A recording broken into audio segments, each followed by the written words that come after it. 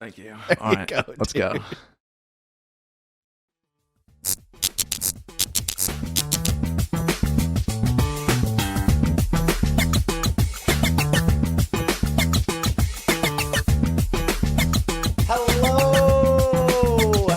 Hello, everyone, and welcome to another Comedians Can Kill Inside Coffee Shops While Coordinating Courthouse Visits for Vacationers in Vincennes, Indiana.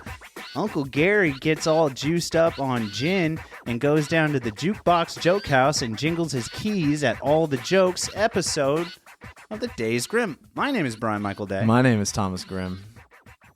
Round two, baby. How are you, sir? Doing good. All right, we're going to get it this time. I'm Yeah, good. I'm good, man. I'm good. No Drew this week. No Drew this week, and he is, in fact, at a hot air balloon convention, and we talked about that. Yeah. Not a hot soup convention. That being said, Tom. Joining us this week in the Days Grimm studio is Janice Barniak. How are you? Barniak? Barniak. My bad. Yeah. I got it right the first time. Oh, you tried so hard. I screwed up the first intro, and he nailed the intro. Then I nailed the intro, and he screwed up his intro. Do we want to restart for a third time? Nah, as long as we're nailing it. Third time's right? a charm, dude. Third time's a charm. How are you, man? I'm fine. How are you? I'm kind of, I'm fine too. I'm always better with a nice bourbon. You Yeah, know what we're I all mean? drinking local tonight. Yeah, we are. You guys got the Posey Red. Yeah, from- Janice brought us a bottle, and you're not partaking in it. I can't remember his name. Kaufman? Kaufman. Yeah. I think he's a doctor in Posey County. No, that's Coolin Schmidt. I don't know who Kaufman is, but I've heard of the Posey Red. They're pretty popular. And I'm drinking Brown County's one and only Hard Truth Bourbon. It's a malted rye. I don't know. I'm pretty pumped about it. It's pretty delicious. Yeah. That being said, though, Normally, isn't a Kaufman like a colonologist? A colonoscopy guy? I don't know. Your primary physician? Where are you pulling that from? A Turner and Kaufman? Just a thought. That was a So, that was a Janice, slow build. That was a slow It took build. so long to get to the punchline. You want to give our listeners a brief elevator pitch of who you are and what you do? All right. I'm Janice Barniak. I'm a local comedian. Okay. And I've been doing this since the pandemic. And I also have a regular job, doing tourism in Vincennes, Indiana. Nice. Sick. And just so we're clear, we talked a little before the show. You do not reside in Vincennes. No, I live Correct. in Princeton, Indiana. Not So- from the Dirty V, but rep the Dirty V. Can you give me one positive about Princeton, Indiana? One positive about Princeton. I have this shtick that I do where, like, the guest that comes on every week, I like to talk trash about their hometowns. So Oh, I've fun. stopped doing that because we got a lot of negative feedback, specifically from Henderson County. Yeah, Henderson doesn't like you talking bad about him. Actually, funny story. So you're kind of like, are you the head of tourism in Vincennes? Yeah, I'm the So do you run executive director. Do you run Yeah. the social medias too? Not all of them. Funny story. Whoever runs the Henderson County, like Visit Henderson Yeah. IG, they got a hold of a clip that we made about a guest that was sitting right where you're sitting, and they were from Owensboro, and I talked kind of some trash about Owensboro, but like 8 people live there, so nobody probably even heard it that cared. And then we started talking about Henderson, and then I started talking trash about that stupid sign that they put on their downtown. Did you see it? I Heart the Henderson. one? Okay. It's a huge I Heart Henderson sign. It's massive. It's like 30 feet long, like 10 feet tall. Ridiculous. But Not anyways, a size complex at all. Yeah, so I just start wailing in this clip, and we posted the clip, and I tagged Henderson in it. And then the come and visit, tourism Henderson IG account, whoever runs that, they reached out and they said, "We have a lovely city, and we're just trying to put our best foot forward." I was like, dude, not doing a good job. But Yeah. anyway, so Well, when that foot wears socks with sandals. when that foot wears insulated Crocs, I lose a lot of respect. Have you seen the Croc cowboy boots? Oh, They're so hot. good. They're Yeah. hot. Can you pull up a Croc cowboy boot while we're talking about wow. this? No, but and while he's pulling up, I got to see this Croc cowboy boot because I'm a big Crocs guy myself. Oh, that is pretty fancy. Dang, look at that.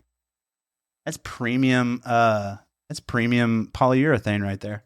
Okay. That being said, though, yeah, give me one positive about Princeton, Indiana. Oh, Like, one positive. Okay. Let's see. Well, okay. Princeton has a great little theater, like little community theater. Okay. And because it's on Broadway Street, it's called the Broadway Players. So it makes it sound like even like more a little credentialed than it old-school high is, class, right? Yeah, Yeah, and they had the first wings, etc. Did they really? Yeah, they had the like last KFC buffet ever. Oh, God, rest in peace. yeah. Rest in peace, dude. Gone too soon. You know what I Yeah. mean? They got a Menards. I don't like the name of Menards. I feel like I can't shop there because it has nards in it. Oh, I thought you were gonna say man. Yeah, me too. Oh, I don't know. I don't know. I don't know what that says about me, but no, I'm joking. I like Maynards. I'm a big fan of Maynards, actually. So, makes me think about mayonnaise. But anyway, so okay. And then while we're doing your elevator pitch, give me one fun, crazy fact about you. We've never done this before. Yeah, but I like this. So what's a crazy fun fact that maybe not a lot of people, but your closest friends about you know? Something only my closest friends Yeah, know. like a kooky, kind of fun, crazy fact. Let's see. Skydived into a volcano or something. No. No? God, I am such a goody two shoes. I mean, probably I'm losing respect by the I second. know, No, I'm right? joking. Right? No, I'm teasing. Let's see. I did take a class with Second City over the summer, and so I drove 5 hours up there for like a 2-hour class and 5 hours back. What is every Second week. City? Are you aware? Second City? I Oh, have and no it's in idea. Chicago. It's where Chirac. Shout out. Somebody died right now in Chicago. I wrote a bit about Chicago background noise. Let's not go there yet. So, but what is what is it called? Second City. It's Second City, It's where most of the cast of Saturday Night Live trained. Oh, no shit. Yeah, Steve Carell's one of their graduates. So it's a It's a comedy club. It's college? It's Or what? Some sort of like The Second City is an improvisational improvisational comedy enterprise, the oldest improvisational theater troupe. Wow, Troupe. Throple. Wow. But Thruple, I mean, we know where his head is. not a strong reader. This one To be continuously based in Chicago with training programs and live theaters in Toronto and Los Angeles. You'll find through this interview, Tom will brag about how many books he's read. Know that they are all audiobooks. They're all he's audiobook only. He's a big fan. Yeah. I'm big into audiobooks too. Yeah. I like the kind that have like butlers in them, you know. I like a butler, dude. I Yeah. love a Yeah. butler. Never Fuck trust yeah. a butler though. No, they always. If someone dies, Probably Butler. the butler. probably the butler, dude. Or the butler dies. Oh, Or even the better. chef, you know. Didn't the guy who played It die? Who was also the butler in Clue? I'm not sure. Oh, that's Tim Curry. No, he's I hope still he alive. didn't die. He's still alive. I lied. Speaking about people dying. Oh yeah, we do this. So you have seen one of the Days Grimm podcasts, Right, right? right. You have seen one, so you're familiar with this little bit that we Right. do. We're a little bit of an outlaw crew here, so we like to do things a little differently. So Tom, if you would, let's go ahead and spin up this week's Death of the Week, please. Death of the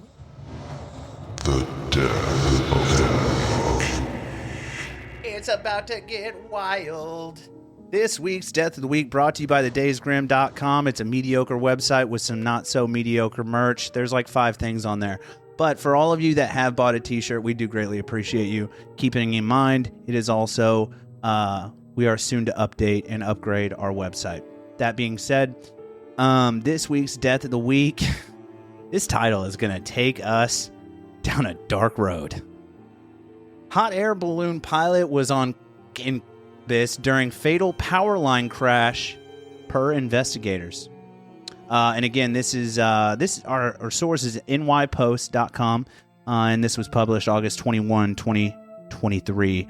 Let's go ahead and scooch on through this. I believe the incident happened in 2021, though, just so we're clear. The pilot of a hot air balloon that crashed in New Mexico was on cocaine and when he hit power lines, sending all 5 people aboard plummeting 100 feet to their deaths, according to investigators. Recent use. I love how they put like recent use in quotations. Like he's been doing for a while, dude. Yeah. So his quote recent use. Bro, he's 62 years old. He's been doing since like it was in Coca-Cola. Yeah, you know what I mean? Since it came to America in the 70s. So quote recent use of likely had impairing effects that contributed to the June 26, 2021 crash. The National Transportation Safety Board concluded in its final report into the deadliest balloon accident in New Mexico's history. I don't know that there's a record of deadliest balloon accidents in New Mexico, but fuck it, whatever, here we go. 62-year-old pilot did not maintain enough clearance from the power lines and struck them while trying to land in Albuquerque, according to the NTSB, that's the National Transportation Safety Board, which found no evidence of mechanical malfunctions or failures. The basket detached from the balloon and plummeted 100 feet to the ground, killing, here we go, again, 5 individuals. The pilot, Ked, age 65, her husband, age 61. Dang. He married an older gal. Age 59. And his, scroll on down for me, sir. It's right here. Oh, it's over to the left. And his wife, age 62. That's going to be a lot of names to bleep. And here is the man of the hour. What a last name, too. His nose is a little crooked, too. That is, I was the only passenger to initially survive the fall, later succumbed to his injuries at the University of New Mexico Hospital. Son of a bitch. Son of a bitch. He almost made it out. Almost. Almost made it out, dude. Okay, so my niche thoughts here. A niche. Don't blow and then go ballooning. No blow and go. Yeah. Okay. Yeah, okay. maybe don't do and then go operate some machinery that could potentially I mean, if it was murder a you. legal drug, I'm sure that would be on the bottle. Do not operate heavy machinery. Oh, like if it was over the counters or like a medicine. That'd be an interesting little thing to think about. All the illegal drugs and what would be on the bottle. Yeah. No, 100%. May cause alertness for days. Don't go to the circus. You know what I mean? Only go to a dance club. Nowhere else. Hydrate and vitamins beforehand. Required. That's a lot of drugs all in once. I'm probably going to bleep all of those. I don't know. Okay, so what are your thoughts on this hot air balloon situation we got going on here? I want to call you J-Bone. That's fine. Do you have a cool nickname, Janice? No, I don't. You don't? No. Let me think on it. I'm not in love with J-Bone, but we'll... My middle name is Louise. People used to call me Lulu when I was... Ooh, like Lululemon. Like when I was a kid. Maybe not like Lululemon. I look terrible in yoga pants. Well, they're also really pretentious, too. Those fucking... Yeah, those kind of women are always telling you, oh, treat your body like a temple. I'm like, yeah your body is like 3 pyramid schemes in a trench coat.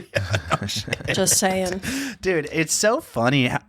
Speaking of like body types, dude, I feel like everyone's born with a certain kind of body type, and the woman that wears Lululemon 90% of the time, like they're just genetically thin. You know what I mean? Like they're not made, the tiny shoulders, tiny hips. They're like really thin ankles, and they probably only have like 8 toes or something. I don't know. They're not carrying a lot of body mass. You know what I mean? Right.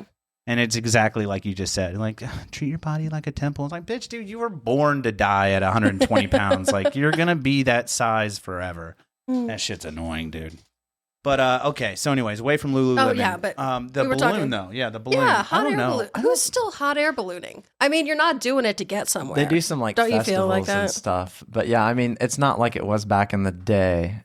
I mean, nobody's really going around the world anymore in hot air balloons. Yeah, it's not the Civil War. You know what I mean? Like, we're not doing... I don't even think they had hot air balloons in the Civil War, because that would have been wild. They did. I mean, what about that hot air balloon from China thing? I mean, like, maybe What they were was going that? out to spy. Like, Well, that one was like up in... I think it was wasn't that a high altitude balloon, I think? Yeah. That one was going to be like... I don't know what they were doing, but we shot it down, didn't we? Well, there was multiple of them. Yeah, but we shot one down over the Atlantic and recovered the parts. And it was like, I think it was like espionage type equipment, like cameras and microphones, and I don't fucking know what. Dude, you never know what the Chinese are up to. They're fucking suspect. They're always like hiding in a shady corner somewhere. You know what I mean? Like crunching numbers. Yeah, buying farmland. Deleting Facebook off everyone's phones. Alternate theory. Someone plot twist. Someone's trying to like spy on their overseas girlfriend. They're like, I met her on Bumble. She lives 1,000 miles away. Let me send a balloon. Yeah. Let me send a care package over that way. I don't know, man. I just don't think fun fact about me, I've actually skydived. Yeah. And it was a very exhilarating experience, and I would do it again tenfold. You won't catch me for $1 million in a fucking hot air balloon. You won't fucking catch me. There's no way. I don't feel safe in a wicker basket. I don't know why they don't give them like parachutes. I'm not a picnic. I'm like, what's for lunch? Us? You know, what is going on? What is why? Who fucking thought of this? Who thought I'm gonna put some high pressured gas in this motor, shoot it up into a balloon, and make it? Who invented the hot air balloon? 1 second. Oh, are we finding out? Were hot air balloons used? Look right there in the Civil War. It's the first thing that pops up. Before Wright brothers, almost assuredly. The first aerostatic flight in history. 1783. I was reading that. Well, I was trying to pull up the actual article. The first hot air balloon. Yeah, the first aerostatic flight in history was an experiment carried out by the Montgolfier brothers in Versailles in 1783. At long last, man could leave the surface of the earth below. So that answers your question. That was well before the Wright brothers. What is it about brothers in flight? Brothers are just trying to fly away. Yeah. They're like the two of us getting away from our parents.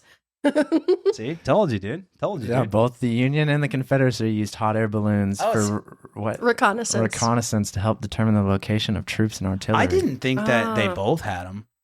I thought it was only... Well, no, actually... that makes sense. I just imagine dogfights in hot air balloons. No, I was thinking like, with muskets. Yeah. You're like trying to be sneaky because it's very obviously there. Kind of hard to get away with that. Yeah, I mean, you're doing recon. Could you just imagine like a Monty Python-esque movie? You know what I mean? They're in like Crusader gear, like, you know, the 1780s or whatever, and then all of a sudden you see a hot air balloon fly up over the enemy front lines. He's in fucking chainmail just in case they catch a fucking stray bow or a stray arrow. What the fuck are we doing, dude? You know, how fucking far back? Okay, so it wasn't even that long ago, though, if you really think about it. Yeah, hot air balloons go way back, though, right? And now here we are in the 2000th year that we've been keeping annotation of time.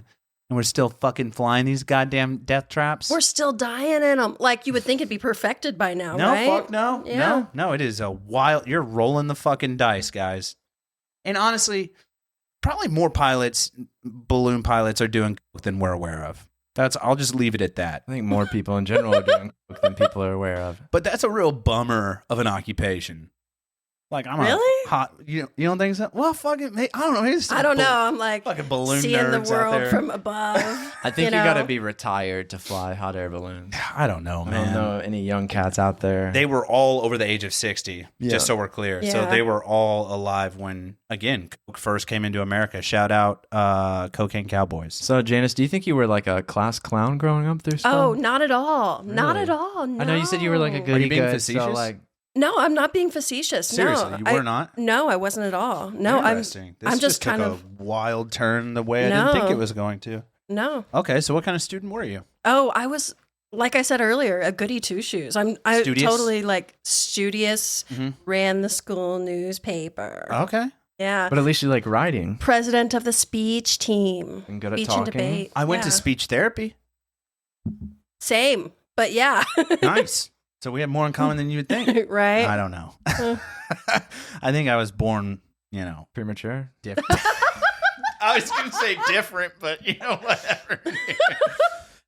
They call me special needs for a long time. Really? Yeah, for a long time. But I made it. That's only because he lived in the county, so the short bus was the only bus that went by his house, and he had to ride the bus. Yeah, and they needed the short axle to climb over boulders and shit. So I don't know. You grew up in the We county. got lost there. Yeah, no, but you were studious. You were a good student. Okay, so and you're going to school out.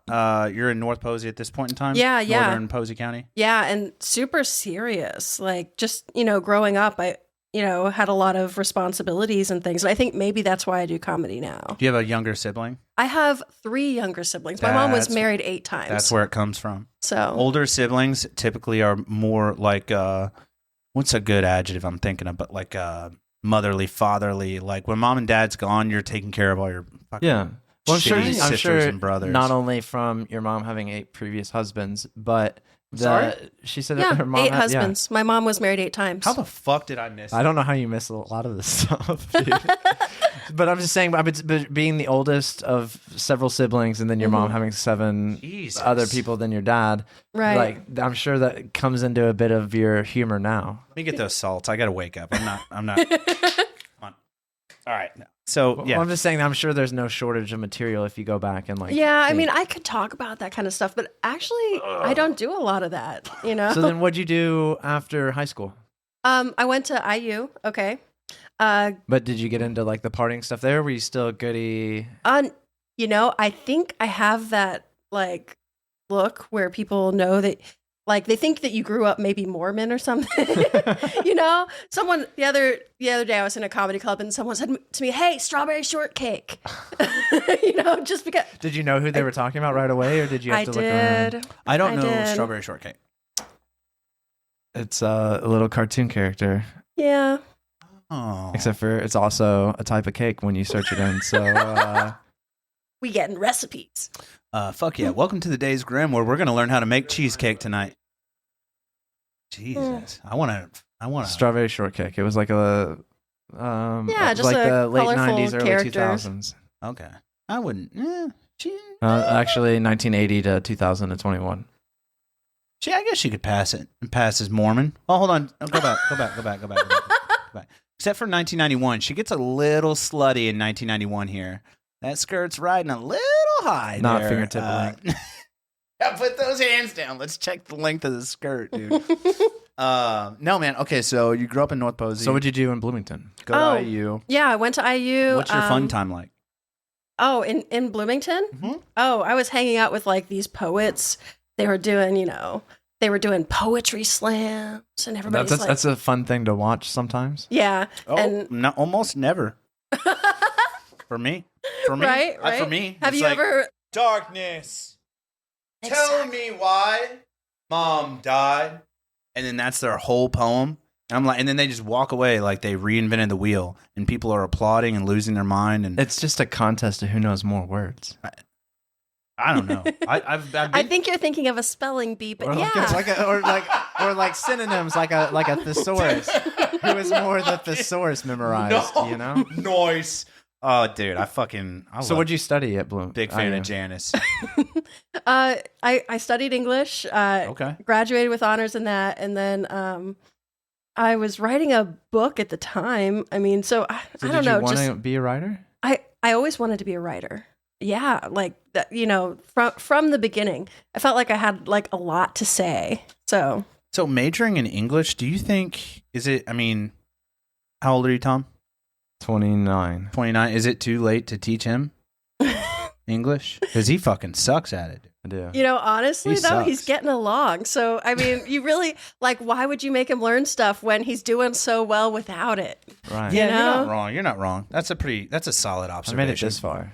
That's true. That's true. You ain't died yet. You ain't died yet, dude. Does that bother you, like as an English major, when people use incorrect grammar? No, I like it. I like to hear people do little things, like turning things into verbs, My work tells me all the time through my emails that I sound pretentious. Really? I love the English language. I'm certainly not like an English major. I feel like I could have been, but I love like reading a book and then running into a word I've never seen before, and I'll stop what I'm doing and I look up what that word is. I look up all its synonyms, its antonyms, its derivatives, it's like where it came from, and like so now I have like a full comprehension of this word that I've never vivacious. You know what I mean? Like I like stuff like that. But then people at work, they're like, hey, fucking homeboy down the street who knows like 9 words has no fucking clue what the word pretentious even means. So fucking slow it down a little. You know what I mean? Yeah. But I got to kind of watch myself. But I do like English. Tom, complete opposite. Yeah, I prefer like Russian or Arabic. Arabic. Yeah, see, exactly. He can't even say the language that he prefers the most in English. No. Do you know the Arabic word for Arabic? No, I assume it's Arabic. Okay. You know, the CIA was interviewing people at IU, and one of the things they're looking for is Arabic. Really? So what's their drug policy? Yeah. laxer than you would think. That's a make or break for him. I'm just saying. I'm actually reading a book on. No, that's the FBI. Bro, listening to a book. Yeah. You say they're lax, but oh, buddy, I read Tom O'Neill's Chaos. I don't know if you're a big reader or not, but if you're like into crime and history type theory stuff, look this guy up. This is the book I read.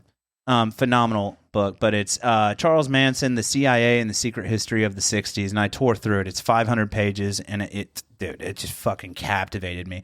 That being said, though, they talk about how Manson may or may not have been loosely affiliated with the CIA, and we know all the drugs he did, and then they go into like MK Ultra and CIA and how they were like trying to mind spell people with LSD and like other drugs in combination with LSD, like amphetamines and shit. They would trip people out on like nearly lethal doses of LSD and then introduce like amphetamines into their system and just see if they could like... It's just like the average Joe at a bar drinking until they can't walk and then like hitting a line and trying to sober up, trying to get that. It's a really good read. If you like crime, true crime and history and like conspiracy theories and stuff like that, but it's completely factual, like nonfiction. Tom O'Neill spent 20 years writing that book, collecting information for So what'd you do after college? Good read. Okay. First job I had was proofreading phone books. What the Yeah, fuck? I know, right? Is that just making sure people's names are spelt right? And you're Yeah. like, I don't even know how do you- Knitzel's spelt. You know what I mean? Like, Well- you gotta- Spell Szymanski. right. I mean, when you're in directory editing, like you have like the dream that one day you're going to like work for Merriam-Webster, the dictionary people, you know, or Urban Dictionary, you know, if you're a hipster, or like, you know, Thesaurus if you're pretentious. So how long did you do that job? Probably 2 years. Really? And Yeah. Did you get another job until the pandemic? Yeah. No, right. I'm a lot older than you think then. Oh, okay. No, after that, 30... No, let's not guess ages. Well, no, you can't ask. I would like to guess. Go for it. Go for it. May I'm not. I? Without being It's not offensive. It's just it's an age. exclamatory. Yeah. Go for it. I 42. 40. I was going to go 38, and then I said 30, and you were like, so I immediately jumped to 40s, and I was like, what are we talking? Yeah, I turned I'd 40 last week. I'd peg you for 38. That's So? where I would have you at. I would have pegged you for 35. Well, you know, if you're chubby, like the insulation, the fat kind of fills in the wrinkles. It's actually really nice. So, but then you have to like make a decision. Do I want to lose weight and look old, or do I want to like? Oh, dude, look at me. I look horrible. I look horrible. I'm 33. I look like I'm 50. But I tear it up in the gym. Though. I don't even look as bad as that one guy we were talking about before the show on his worst day, apparently. No, you're not. There's some truth to that, though. Like, no matter, like, if you have to decide, like, do you want your body to look good? Because if you do, you're going to be tired. You're going to be hungry. You're going to be under duress. It is not an easy thing past 30 to make your body look good. Buckle up. It doesn't get good for you. Dude, I don't even remember my age half the time, so fuck, you know? Like, Yeah, Jesus. Well, we'll get there. 30's coming up. So what were you doing before the pandemic? Okay, so my job after that was I worked designing toys for crane machines.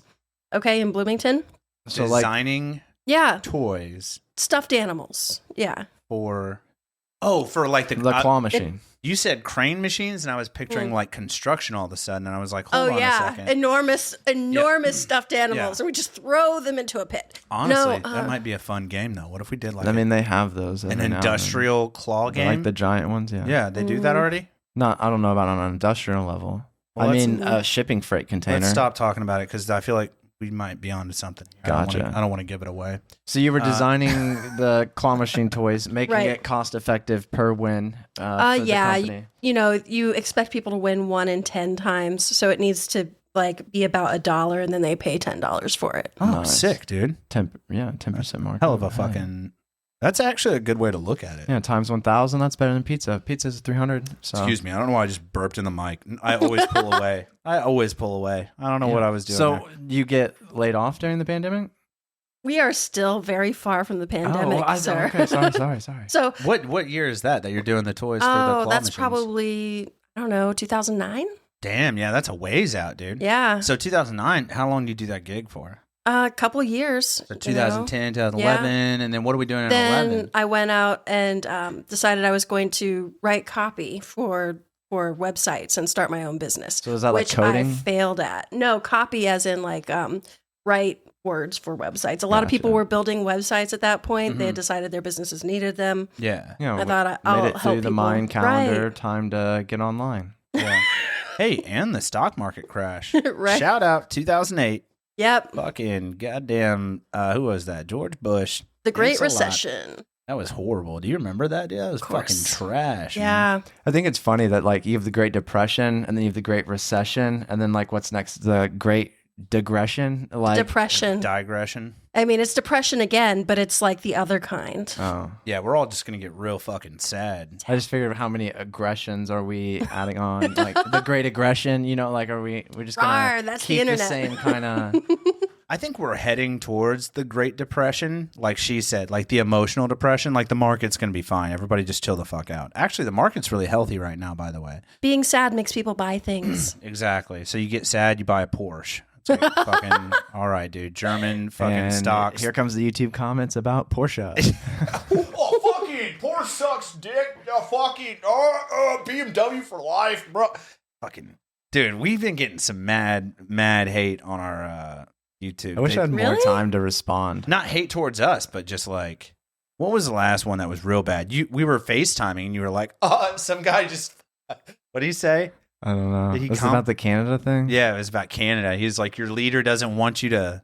I don't know. I don't remember, but Who he cares? was immediately taking a shit on Bro, Canada. our leader is like Sleeping Beauty. Like, you know, but Yeah, it's fine. neither here nor there. I hate politics. Fuck. Okay, so 2011. Need Obama to come kiss him, wake him up. Fuck, I'd pay for that. I'd pay for that OnlyFans. Little ebony and ivory. Ooh, except Ivory's asleep. Okay, so moving on to okay, so 2011. I wanted to get. I just wanted to jump in the timeline a bit to where Right. like what you were doing right before the pandemic. That way we Oh, can so get just like straight jump. into comedy. Yeah. Okay. stuff. Great. Okay. Yeah. So, I was working as the editor of the South Gibson Star Times down in. So for like a yeah. newspaper. Yeah, I ran a newspaper. So and you had no interest in comedy at that like time of writing for a newspaper. I feel I like that'd mean- be like a sweet end. Like if you wrote the newspaper for Evansville, then you could do so much stand up on like making fun of Evansville stuff. I mean, That'd be yes sweet. and no. I mean, like Gibson County has its own things. Like we have all the things of Evansville, just smaller scale. We have our own meth, we have our own Nice. prisons. You know. Nice. You got our own trailer parks. Yeah. They're actually bigger than You Evansville. know, all three of those work together. Trailer park, prison. Yeah. I bet they do have some pretty ballin' trailer parks out in Gibson County, though. I mean, ballin' good or ballin' bad? Yeah, like, well, I mean, I look at, like you said earlier, the mobile home, Yeah. the home that goes anywhere, Yeah. which is advantageous, honestly. So, Isn't it wild the way like it's bougie right now to live in a van, but it's low class to live in a trailer? That's wild. well, I think, yeah. God, why is it like that? What if you Tiny put your homes? mobile home on like an actual trailer and then did it that way? What if someone? I got another market-shattering idea. Back onto the giant claw thing that we're gonna dog ear, and you and I are gonna brainstorm on that later. 2 mobile homes, single wide, stack them on top of each other. Yeah, they do that with Connexes and they make houses out of them. Well, now we're talking 2-story mobile home, baby. Weld it together. Boom. Yeah, you'd have to have some support beams. But yeah, I mean, it's a good idea. Dude, yeah, fucking. I'm on to something here. All right. Anyway, Yeah, so you can't travel It anywhere. is funny, You gotta though. load 'em in. They're like, yeah, let's live in this tiny home, and then it's like fucking. Do you watch those shows, the tiny home shows? Oh yeah. They're like, oh, this one's selling for $140,000. It's very well the priced. size of this room. Yeah, it's 9 square feet, and your dog has to live outside permanently now. And then those same. It's okay. We got him a tiny home too. Yeah, and you're like a dog kennel. What the fuck do you mean? We got him a tiny home. And I those love same that. pretentious assholes that probably came from fucking Portland, Oregon, that bought this piece of shit little box. They're going to fucking look at me in my 600 square foot single wide and make fun of me. Cuh. Yeah, bro, but their house is efficient. It runs only on solar with its one panel that fits on its roof. Dude, my shit runs on propane, dude. Doesn't get much sweeter than that. Doesn't get much sweeter than that, cousin. Okay, King of the Hill. God damn, dude. It does not get much sweeter than that. Just go fucking fill the tank up. Right. You know what I mean? You'll be fine. Hot water on the way. So you're writing for a newspaper and Yeah, so I'm writing for a newspaper, and I was doing things like, writing newspaper columns and things like that. So I was sort of in comedy adjacent, right? Right. And then the great pandemic hits. yeah, so the pandemic hits. I'm at home a lot more. Like, people aren't out doing things, so I've got a lot more free time. And I'd say the weird thing about working for a newspaper is that you're not allowed to have any opinions, right? Oh, If you're really good at what you do. yeah. You are just like a pane of glass, and people can see the truth through you, right? Like, that's the Right. thing. Yeah. You don't take an angle. So the great thing about comedy was it was a chance to have a voice, to be like a voice, as opposed to just, And you can hit it from both angles, right. which is the best part. like you're trying to, make yourself invisible. And then like in comedy, it's the opposite.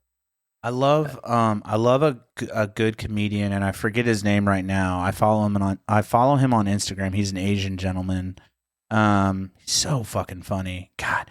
And on his IG, he takes pictures of wherever he's doing shows, laying down, and he hashtags it casual. And I think his name is Steve, and I can't remember his last name, but he's really, really funny. But anyways, he finds a really good way to like make fun of everyone equally. I love that. Mm-hmm. Yeah, that's him. Steve Byrne.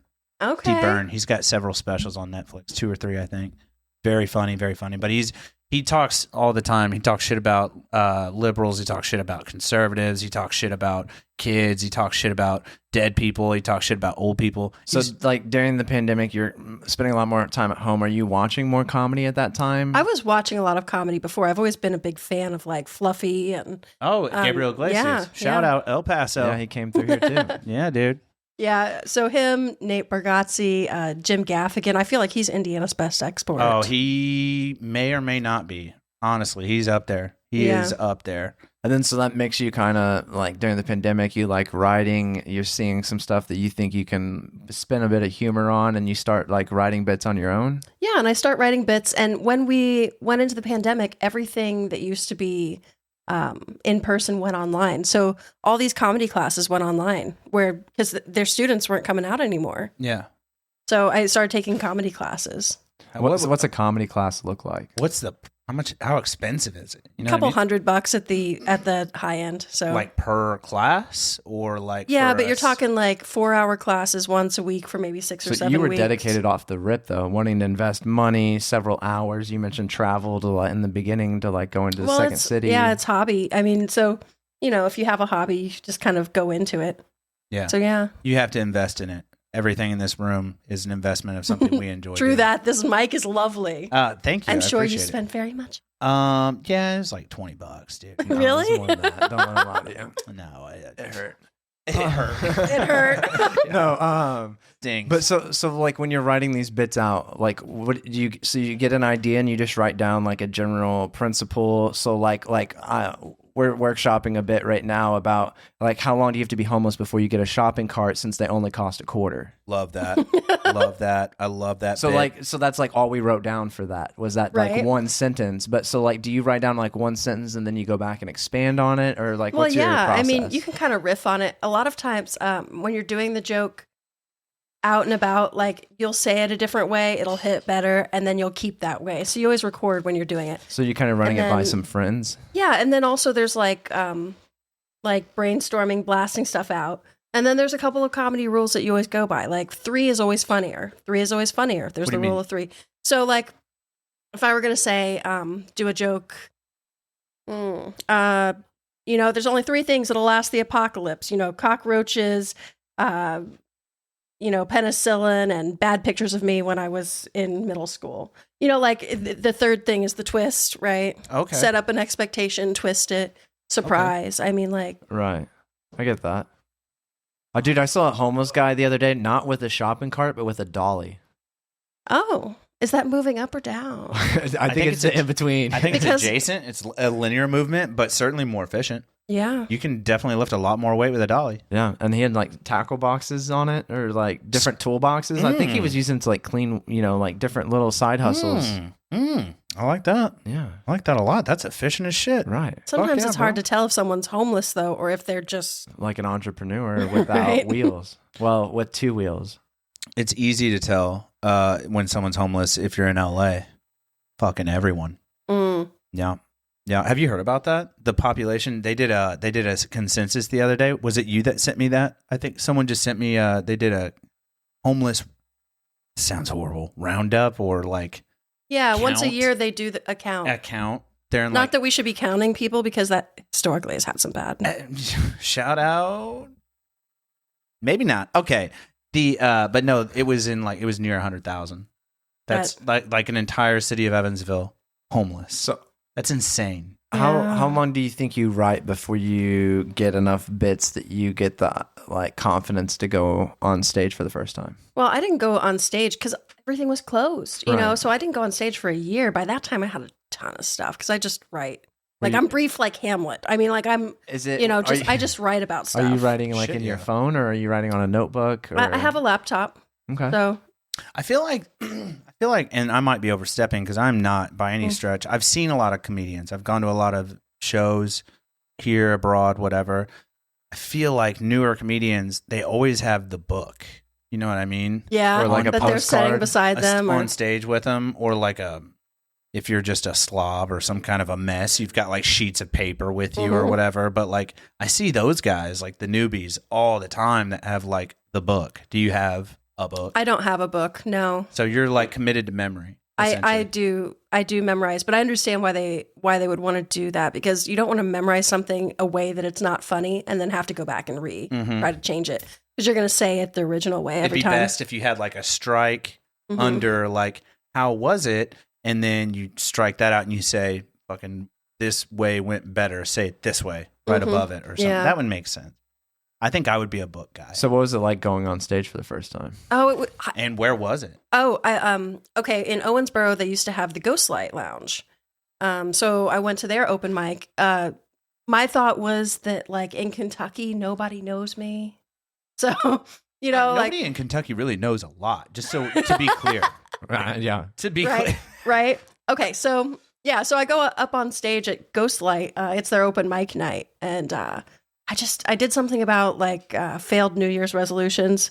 Hell yeah. So I did that for 5 minutes, sat down, and then the gal that ran their regular show, their comedy contest, came over and she's like, hey, come do our comedy contest. So immediately I kind of had a gig like the next month. That's awesome. So you did well enough that somebody went out of their way to be like, hey, what's up? Yeah. What's up, dude? Yeah. Shout out to Alex Jordan. So. Nice. Okay. Shit, dude. I find on those open mic nights, did they have bands performed also? No, they had karaoke afterwards. Oh, wow. Oh, at least it's not between. Yeah, I find that's good. It's like, hey, everybody, let's thank Janice for her 10-minute set. That was great. Okay, now John's gonna cover, Guns N' Roses, "Sweet Child of Mine." Here we go. This is gonna be horrible. Right. You know what I mean? Dude, that's some open mics like here in Evansville. They'll do like it's open mic night. And then they'll have like 4 bands, and then like I feel like a comedian comes on, and they might be funny, like their jokes are good. Yeah, good. But people content. have just listened to a band for the last 20 minutes, and then this person talks for 5, and then it's like, then they got to get back into band mode, and then they'll throw in another stand up, 20 minutes later. There's a joke that you could write. There's a joke that you could write right there. Well, yeah, I mean, somebody comes up on stand-up, and then the next person comes up with karaoke and sing "Fuck Her Gently" or something. What's a more obscure thing that you could do other than karaoke between comedy sets? Like, okay. It'd have to be like a talent show where like somebody signs up, and it's open mic night, and they're like juggling for like 5 minutes. On a unicycle juggling. What the fuck is going? What did I pay $5 for? I would honestly like to learn how to unicycle and juggle just to do that one time. Oh, wow. Tell jokes while you're like, Yeah, watch me spend like 3 years learning how to unicycle and juggle just to do that on an open mic night. That only. oh, dude, I'm telling you, I think there's something to be said about the individual that can like, make light of any situation. So I like appreciate comedians, and that's like their number one thing that they're good at. Like no matter how shitty things are around us or whatever, they can always find some way to like an angle to make you laugh, or find a way to like make fun out of a sticky situation. Or Right. And you notice over and over again that comedians are the sad boys in their friend group. You know what I mean? Like they're like, I'm up here because I can't afford therapy. And it's sad and it's also true, right? 100%. I'm So sad. therapy just doesn't cut it, so you got to get on stage also. Yeah, fuck. Yeah. Well, Fucking Christ. I love comedy so much. So I've been a fan forever. We haven't had enough comedians on the show. We need more. Yeah. So, you get your first time goes well, and you get another gig in that next month. Do you work on polishing your material, or do you try and write some new material in that time? oh, I had to write new material. I thought I can't do the same stuff. What if the same people are there? You know? Right. 100%. So did you have, well, and you had also mentioned that like before you ever went on stage, you had like a wealth of like Yeah, bits. years worth of writing. Yeah. But like, so did you just like pick a different like chunk of bits and you were like, all right, I'm going to like polish this for this Yeah. thing basically? Is exactly. That what you did? Yeah. Exactly. Nice. The next one was about proofreading phone books. Yeah, I could Yeah. only imagine. God, there's a lot of ways you could go with that. At least it's not like Yeah. the old days. Can you imagine the paper cuts on that? Like actually having to go through. Like, could you imagine like back in the day, somebody had to sit there with the phone book and probably like highlight all the circles, and then somebody else had to like go through page by page. We had a bit talking about like if we were to do like, you know how they have those video sketches or whatever. Mm-hmm. And so we had a bit, Brian's ex-military, some other people we know are ex-military, so doing like a get back home from war, and it's like a veteran, like a, what do they call it? Like just basically like a veterans therapy group. And they're going around talking about like all the shit they saw. You know, Brian's like, oh, I, saw a guy step on a plate and get blown up, and this guy doing that. And then it goes to another guy, and he's like, yeah, I saw a lot of blood. And the military has their own postal service. So it'd be like a cut scene to him in like the mailroom, and he's got like a bunch of taped up fingers. Yeah. Just like licking envelopes shut and then just getting paper cuts. Yeah. And then the next scene, he's got like 50 Band-Aids on his fingers. Yeah, just shaking, like drinking coffee with a blanket on. But like, do you think you write bits that like you could see better in a video than you could like that with like actually putting it into words? No, I think I'm more of a word person. I'm not very visual. Yeah. Really? Yeah. Okay, that's a typical woman trait. No, I'm just joking. Guys, that's a joke because guys are like more visually stimulated. That's all I'm getting at. But we are. I don't know why that is. It's a weird thing. Unless you're blind. Also true. Way Also to bring true. it down. Way to fucking That's bum what I'm everybody here out, for. dude. He's like, Back to earth, like that hot air balloon. Okay, so no, but yeah, that's kind of cool. And then again, you being an English major, you have like and you graduated, right? We did say you graduated. Yeah. So yeah, like you're proficient in the language and crafting and. Yeah, but in the end, when you get up there, you can just kind of expect to be bad at first. I mean, you're going to be bad. You're going to bomb. You're going to be really bad. So That's what we want to eventually get on stage. He says we. I think mostly him. I think I have too much anxiety. I think I could write bits for other people better than I could write bits for myself. No, because I feel like personality goes a long way with material, right? So Yeah, like, if did you you- agree? I agree with that completely. Like the best comedy is intensely personal. Like if someone else can do your joke, it's not your joke. It's not the right joke for you. Mm-hmm. I really believe that. Yeah, like your joke about like fucking the other 2 weeks ago with Morgan, where you were like, yeah, fucking the gas chamber thing. Oh, You know what I mean? You can't just send anybody on stage with that, dude. You know what I mean? They got to look like a fucking hobo under a bridge. Right. They gotta at least look like they're related to Hitler, at least several generations down the line. I could see that. Their last name's got to be Grimm, dude. Right. It's gotta You know have what I some mean? Persian/German root. Are you related to the Brothers Grimm? Prussian, you fucking twat. Fucking Prussian, not fucking Persian, dude. Yeah, That's you're like right. two wildly different fucking. Yeah, rugs versus, well, anyway. Fucking fucking Aladdin versus fucking, you know what I mean? You're not even close. Bro. Oh, fuck. Yeah, no, but you would have to go on stage with that joke with like a demeanor. Or a special mustache. That has gone out of style long since, thank God. Oh. Do you think that ever makes a comeback? The mustache? No. No. I think it's dead the in history. The two-finger stash? Probably done in history. You know what was wild, though, was that everyone wore one for a long time. Yeah. Thanks to Charlie Chaplin. And then fucking H-Dog just took it over. Yeah. Oh, fucking... Really sad. So this is another good point. Do you think that the like cancel culture has been huge kind of in the pandemic area? And so like there's certain jokes now that I guess if you haven't been in that lane of telling jokes and you make that joke, like they're trying to like Tony Hinchcliffe got canceled over an Asian joke. You know, surprisingly, I don't think Ari could be canceled for Jew jokes since he is a Jew. But like, you know, people make jokes. Like, do you think that there's going to be a swing back of like where like dark humor is going to be more acceptable again? I mean, it's already kind of swung back. We've got a lot of dark humor. I mean, we even have dark humor nights around here, but I feel like they're more about like things that's still taboo to say, like stuff about killing babies and, you know, like cannibalism and, you know, things like this. They're still taboos.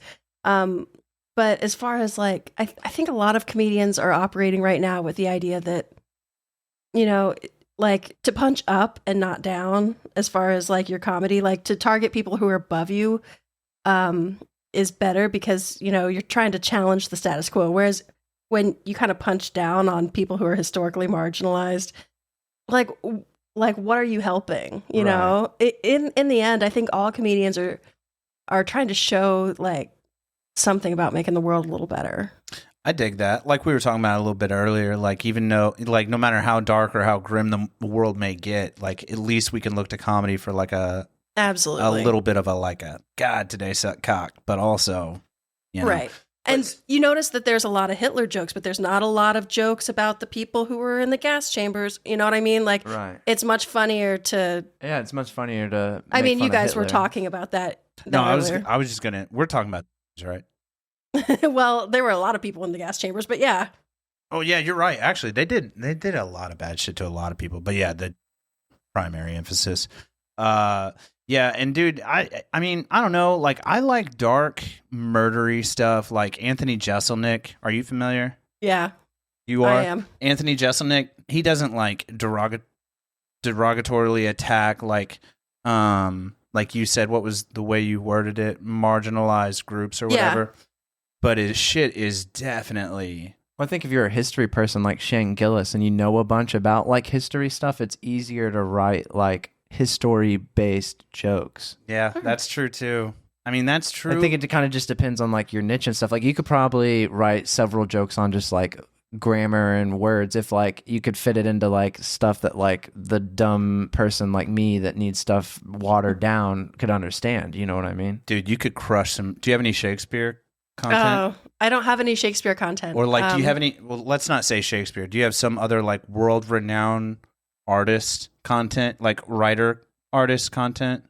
Not really. Like I don't know, like you don't have any bits about like Stephen King or anything? Or no. See, you should get into or like that mythology, I feel like if you're like an English person, they make you read all those like the Odyssey. And... I mean, when you think about it, like I'm performing, you know, like I'm not performing fancy places. I'm performing like at the local, you know, crackers and stuff, and not but still in indie. So my audience is kind of like, but it, like maybe not following me. Like there. if Tom said, if you could water it down, but use a big enough name that fuck, I know who Stephen King is. But then, I've got a Caesar joke. But then water down the okay. See, there you go. See, so I guess something. Yeah, water down the content so that your everyday average listener, or you know, you could tell 8 out of 10 people this joke and they get it. Mm-hmm. Do you think there's like a weird like when you're writing bits like so like Brian doesn't watch the news but I watch the news, so like do you have to worry about like keeping things like what's kind of trendy but not trendy in that aspect? I mean, I write a lot of news content. Gross. But just because it's so funny. Not you. But it's so easy now. Fucking hate the news. I fucking hate the news so fucking much. I fucking despise anyone that works for a news station. National syndicates or international syndicates. fucking hope they all get chlamydia. I'm so fucking tired of it. All of it. Oh God. They like prive on us. Like they just like prey on everyone's fear and anger. that's why you write jokes about it. Fucking hate them. Fucking hate them all. Oh, God, sorry. Enough of that. Okay. So anyways, but you do stay like contemporary with like news, trending topics and stuff like that. Yeah, okay. Absolutely. Do you have any Hamas material? No, but you could do now hot air balloons instead of paragliders. Right. Hamas is definitely a touchy subject right now, dude. Fucking Jesus, fucking, it's getting dicey over there. This shit is less than stable, to say the least. I think that's everything. It is a spicy little spot. But no, yeah, I don't generally care for them. What else? What are some other things that you like find yourself like after that first time you get a gig? I hate you. I had a good question. What's your question? My question was gonna be like, what are some other things that you like draw inspiration from? Like, what are some other things that you like topics, things that other than like trendy news topics and like, let's say literature or whatever, which you have not a lot of literature experience, except for the Caesar joke. But what are some other things you draw inspiration from? Comedy wise. Comedy wise, I do a lot of body jokes. Like I'm living in this body, so like I do a lot of like things about being overweight and what it's like having an enormous like ass, like I do a lot of that. That's a plus. Yeah, plus size. Yeah. And right, and that's a win. Well, and the thing is doing body jokes is great at the front and the end of your set because it makes you more memorable. Mm-hmm. Like you're pointing out things for them to remember about you. Okay, so that. I have a whole set about like about how having enormous boobs is different than having an enormous ass, things like that. Okay, nice.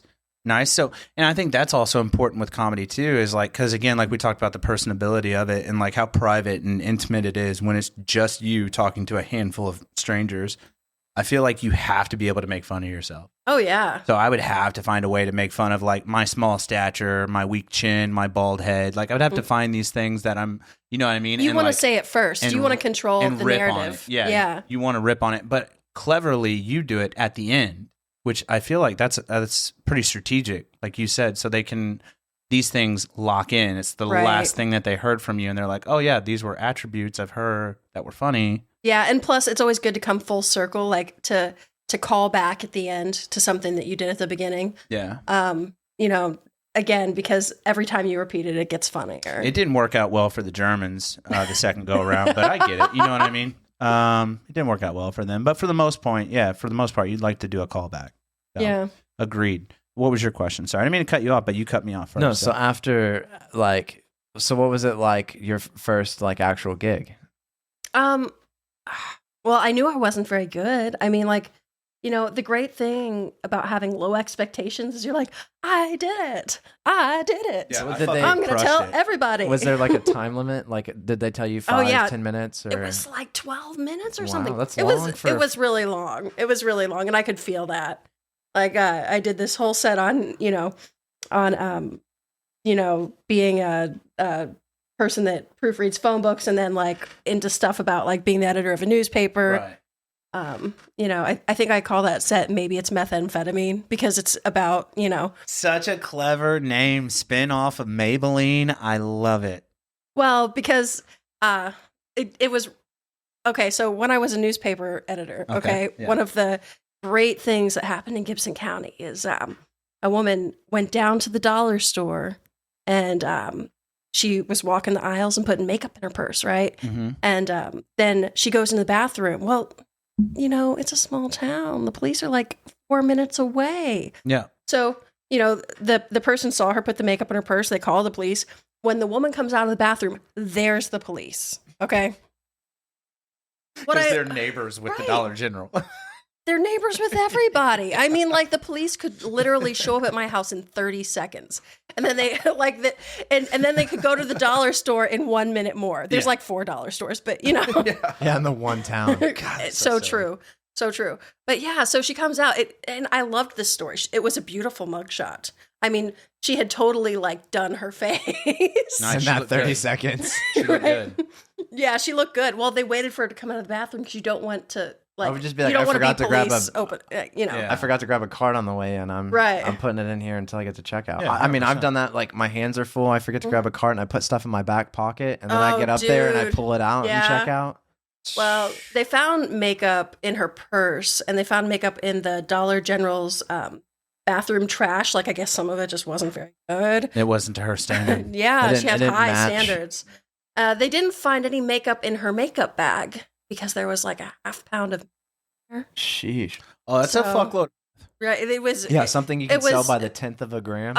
It was enough for dealing charges. Distribution. Fuck yeah, dude. Yeah. That's my kind of dude. She likes to party. I'm joking. Yeah, and so like maybe it's methamphetamine, right? And then That's so funny. kind of- That's very, very clever. You tie the beauty industry into Right. that's very, very clever. And then I like to imagine that she's out there. She's probably out there in prison right now, like with like selling Mary Kay online. Well, no, I'm thinking like she's probably bronzing with the ramen noodle packets, whatever you can get in the commissary. Don't you think? I mean, you don't lose interest Right. just Looks because like you're a fucking third world stage Taking dirt from the yard. Fucking stage actress or something. Fucking Vietnamese fucking on actress. fleek in the clink. She's like, Oh yeah. hey, God, that's fucking jailbirdies. I can just see her like doing TikToks from prison. 100%. I think cell phones should be legal in prison for that reason. God, they're missing. TikTok is missing a huge market there. I think there are some TikTok jail accounts. So if you went to prison, do you think you're the dom or the sub? Just out of curiosity. Definitely the sub. You think so? I You just have kind of whatever she wants, hold on her pocket. I can't even open my own pickle jars. Dude. No, don't do that. Like, Really? Yeah, like I've got the wrist strength of a toddler. Okay, so it's not the counterclockwise, clockwise that's confusing you or No, anything. no, It's just the strength. No, yeah, it's literally the strength. No, I'm one of dude. those people too. Like I took martial arts once, and this was like the self-defense martial arts, and they're like, "Okay, now you're gonna yell." It's like, ah, Boo. I'm just like very kind of So if you're reserved. but you did speech in high school, right?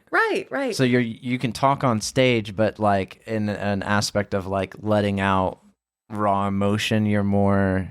I freeze up. Yeah, it like a deer in the headlights. Then countered a couple of them Yeah. on the county line.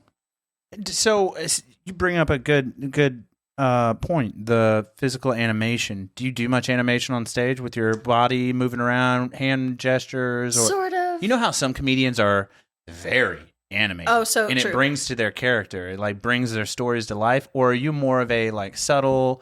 There's also really great comedians that will just hold the microphone right here for an hour, and I'll be captivated completely. So where do you kind of lie between those two? I would say like on the high end, you've got someone like Robin Williams. Okay, that's an animated face. Or Jim Carrey. Right. Jumping around. Exactly. But I'm more like, do you know who Mike Birbiglia is? Mm-hmm. Okay, so more like that. No, he's from the Northeast. He's not from Indiana. Sorry, go ahead. But yeah, so more like that. More like there's animation when it's called for, but there's also like quiet Serenity. moments. Yeah. Yeah, like calmness. Yeah. That's important. Do you do a lot of like talk, like, so a lot there, and then just to like talk about your style of comedy, a lot of comedians will either have like quick punches, like that young kid who does all the music, Bo Burnham. He's got quick punches when he's not playing music or whatever, but it's like, why did the rabbit cross the road? Ba ba ba ba, bing. And then there's also people that do like, and I'm gonna tell you this story with like 4 tiny funny spots That waterfall into one. and then I'm gonna fucking crush your soul with the end of this story. You know what I mean? Right. So between those two, where do you think you lie? As far as like bada bing, bada boom, punchline, and then 5-minute long story, big punchline. I do a lot of stories. But I try to, they've always said, have at least 5 one-liners at the beginning, because when you start a set, you're teaching people to laugh. Okay. Yeah. So like, there's a set that I'm working on right now that's about my relationship with my grandpa. Okay, he passed away. So like, dude, I'm sorry. That sucks. He was 83. It wasn't like unexpected, but I was his caregiver for 5 years.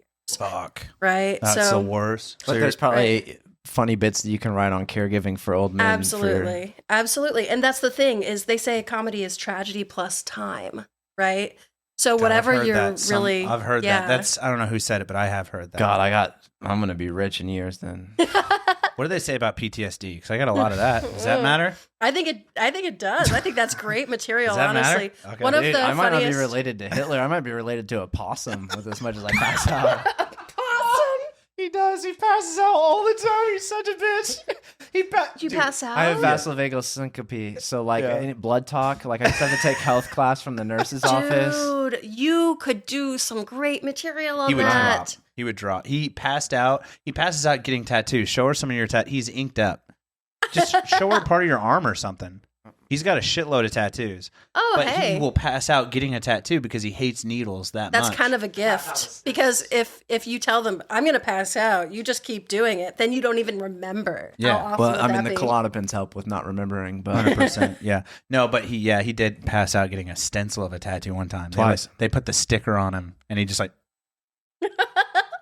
But yeah. I'm laughing with you. No, not it's at you. funny. I think it's hilarious. Most of We'll the- show you the clip afterwards of me falling out on air. It's how the show ended. But the tragedy plus time, that is that's a heavy statement, but it is wildly true. Oh yeah. It is wildly true. How do you figure out what fat to trim? So like you got a story and say, you got a 12-minute set, but you know that it takes you about 15 minutes to get through your whole thing. Like what do you Then decide to cut? You just everything that you can. Like you really have to be really brutal. I mean, that's To yourself? to yourself. Do you record yourself doing your sets? Unfortunately, it's a real awful. That's to got to listen be a to. fucking bummer, dude. That's got to be a fucking bummer. Just standing in the fucking bathroom, just like. So You know what I mean? That is something. But I did mention on Andy's episode that like you're seeing a lot of the comedians nowadays, especially after the pandemic, drop their own specials like on YouTube and stuff like that. Do you think that's something that you'll ever consider doing? Like if you know that you're going to do a 20, 30-minute slot. I think at some point I'll probably do my own thing, but I'm not really interested in, I don't know, like let's get famous thing. This is something I'm doing to enjoy it and for like its own sake. You know what I mean? So in the end, like I'm not out there posting a bunch of clips. I'm not, I'm not doing all of that because what I'll probably do is rent out the Washington Square Mall and, put up a thing and then everybody can get pretzels and watch my comedy and then we'll all like cheers afterwards. I'm a slut for carbs. I mean, I just imagine that the Washington Square Mall is probably like $31 to rent, right? So 8 the last I saw on right. It was on Airbnb, I think. It's super cheap. No, but I don't know. It's not necessarily the notoriety that intrigues me about it. It's like it's not like you don't want to be Tom Segura. Like that dude, because you lose where and what you're at and why. But like it would also be nice to like, again, like you said, trauma plus time is what comedy is all about. So you take what trauma you have, you times time that has evolved, and then you want as many people to hear it as possible. So how do you do that? That's how I look at it. Is like, how can I spread this to as many ears that need to hear it? Because especially with like PTSD, if I could get into comedy, if I had the balls to get on stage in front of a bunch of strangers, I would. But it would be not about getting famous, but like getting the message out. Like let's say I'm like a clinically obese person, and I'm funny. I can find a way to make it funny and heal. Like you want that to like. And you can make fun of that medicine that everybody's taking. Ozempic? Yeah. Ro. Yeah, there's like Ro, Ozempic. They work.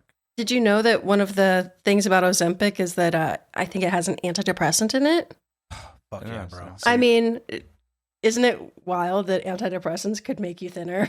Right. Because like, I'm not sad and now I'm also not fat. It's like Bill Gates vaccinating all of Africa. Dude, they just wake up and they're just excited all the time just to be alive. They're like, fucking, yeah, this is the best day ever. So, but I think Brian, you do have a good point about like the PTSD bit part. Cause like, I remember, so like you mentioned Brian's G-string that's out of frame right next to him. on. Go ahead and swing it around. Let them see it. Yeah. I mean, have they seen it before? I don't think he's worn it in a while. But yeah, wait, you've worn it on the show? Not on the show. Oh, okay. But before the show, we did a little jackass knockoff called the Boredom Bros here in town.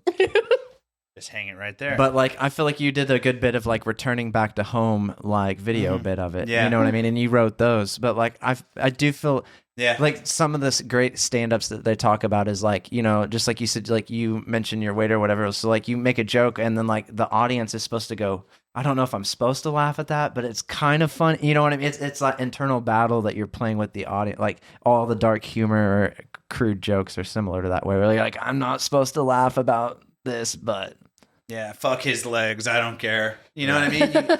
He's fucking making fun of his legs. Fuck it. You know what I mean?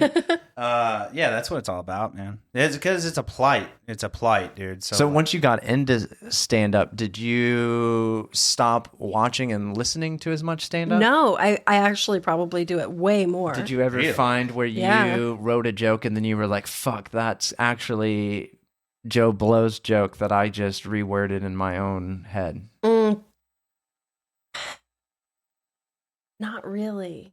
I mean, I think like I said, that like if you're going to a deep place and you're writing something, no one can really steal it from you, and you're not really taking it from anyone. Right. But if somebody else can do the joke. If someone can do I ask myself when I'm going through, like, if someone else can do this joke, this is not my joke. Do you have any other criteria like that? Like, you know, if somebody else can do this joke, I don't want to do it. Do you have any others? Let's see.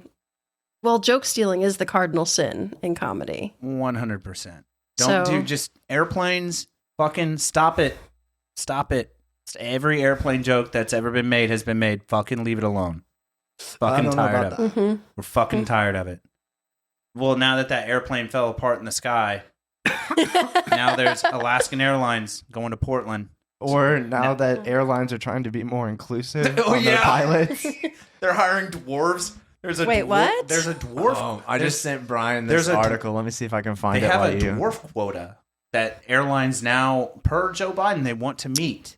Now there's a deficiency in like being a small person or a dwarf. Or a 3-armed person. Would you trust a 3-armed person to land your plane? Can you imagine this? Can you imagine that, like, they're like, oh, we don't have enough, so This article's going to be Fox News. FFA diversity to push Fox hire News. workers with severe intellectual disabilities sparks concern and mockery.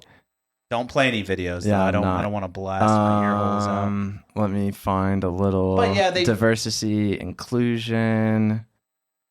Right here. But what does that conversation go like when you approach someone and you're like, look, we want to make you a pilot because You're I don't know. Look, targeted. I was picturing a guy walking up to Santa's elf, but you know, there's yours. Dude, no, seriously, that's it. Look, they include hearing and vision, missing extremities, partial paralysis, phone books under him, complete paralysis, epilepsy, severe intellectual disability, psychiatric disability, and dwarfism. I told you, dwarfism. I'm not trusting a guy with one arm to emergency land this plane. I'm sorry. I'm yet alone a dwarf. I don't know how many arms you need to land a plane, though. I mean, isn't there a lot of partially autopilot? Because clearly a completely paralysis person can land it with a straw. Well, and you've got a co-pilot, if you're completely right? Paralyzed, you only have the straw to move stuff, right? So are you blowing into different tubes to like get your wings to? I don't know, dude.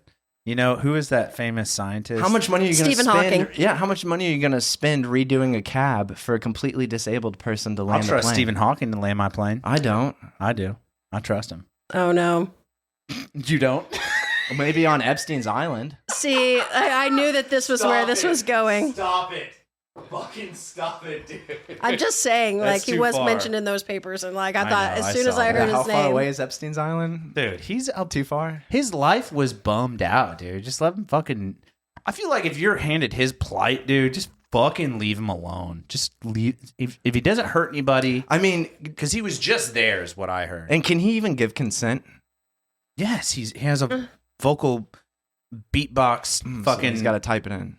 I love the idea that that's a beatbox. They need to modify that. Or not, but he's got a little fucking beep, boop, boop. A little But I RTD. mean, a little DJ spin board. That'd be great. I think yes. Back to the landing and the plane thing, though. I feel like if you have a third appendage that's not your penis, like a third arm. No, I'm saying you're You missing mean like an a arm. leg, like a third appendage? Like upper appendage. I mean, you're working pedals down here, but you got 3 legs. Hey, now we can install a third. Maybe it's his penis. We don't know. But I don't think anyone would call that a disability, though. I think that would be an extra ability. Extra appendages. Extra appendages. That's what they said. Yeah, it's on there. And dwarfs. Extra. I'm more baffled by the dwarfs. It's like, if they can't see over the dash, bro, how are they landing this bitch? How do they know where we are? I'm thinking booster seat. I'm thinking missing booster seat. extremities, not Missing. extra. I thought it said extra. I was just like, where is he getting extra? I had to go back I was and look thinking at it extra. too. Like I was thinking, where is he getting extra I too? don't know. But there you go. There's some content you can write about. And it's not, well, somebody's probably done the joke by now because that happened like 3 weeks ago. But yeah, just the everyday stuff is easy to find funny, but then it's often that I'll be like, oh yeah, I saw this person doing this on an escalator and it pissed me off, and here's a funny way that I can word it. And then 4 months later, I'll hear an escalator joke and I'm like, fucking God damn it. Do you God damn it. So like Vivek Ramaswamy was on Who's that? Flagrant. He was a presidential candidate, even though you don't keep up and stuff. Okay. But he said that he took a comedy writing class, and in that time they said that you should write down things that like annoy you. And he said that basically he did that, but then like he looked at it as like, okay, these things annoy me. There's humor in it, but also there's money in it. And if I can fix this problem, I'll make money. But do you find that like you write down like, you know, like he said, this person on the escalator was annoying. Do you write down things that annoy you and try to make humor from it? But you know, I like to flip it on its head, like things that annoy you, and then like ask yourself like, what could I love about that? Like, I've got a bit where it's like, I like that. you know, everyone comes down on organized religion. I love organized religion. If you're going to do religion, do it organized. If I see a 4-year-old walking up to me with elder on his tag and he's wearing a suit, at least I know what's going on. Yeah, if he hands me a basket to put money in, I'm not in, dude. I'm out. I mean, and then I go on to talk about like being spiritual but not religious. That's the new thing, right? Yeah. And how they wouldn't let me play anything but the rain stick and the drum circles. You know, college, it was Bloomington. What so was that yeah. weird little fish-looking instrument where you rub the stick on it? It was ribbed like a fucking Yeah.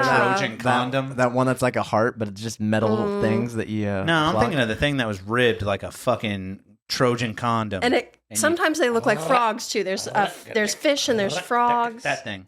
That's Okay, all they I have no idea what that is. Yeah, they only let me play that. And I think it's because they thought I was Hispanic. However you say that. Yeah. Yeah. Mm.